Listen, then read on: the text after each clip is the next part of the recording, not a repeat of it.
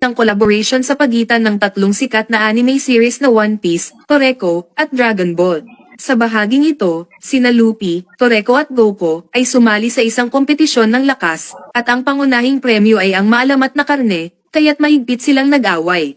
Nakapagtataka, ang tunay na layunin ng paligsahan na ito ay akitin ang legendary sea monster, at hinigop nito ang buong lakas ng lahat. Kaya, nagtulungan sina Luffy, Toreko, at Goku upang talunin ang maalamat na halimaw sa dagat at iligtas ang lahat. Pero bago iyon, lumulutang pa rin sa dagat ang grupo ni Luffy. Biglang ibinalita ni Sanji na naubusan na ng pagkain ang buong grupo, na ikinagulat ni Luffy. Sinisisi ni Luffy si Sanji sa hindi magandang pangangasiwa ng pagkain, ngunit ang kasalanan ay ang labis na pagkain ni Luffy.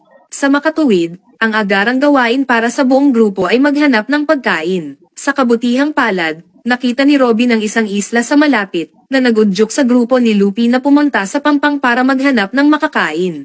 Habang ang iba ay nanatili sa likod upang bantayan ang barko, naniniwala si Nami na walang makakain sa islang ito, dahil mukhang walang tao sa islang ito. Biglang may nadiskubreng pagkain si Luffy. Isa pala itong puno ng karne na labis na ikinatuwa ni Luffy. Kaya dali-dali niyang kinuha ang karne at nagsimulang kumain. Nakahanap si Chopper ng cotton candy at si Sanji ay nakakita ng damo na gawa sa pinakuloang noodles, na ikinagulat ni Nami, dahil puno ng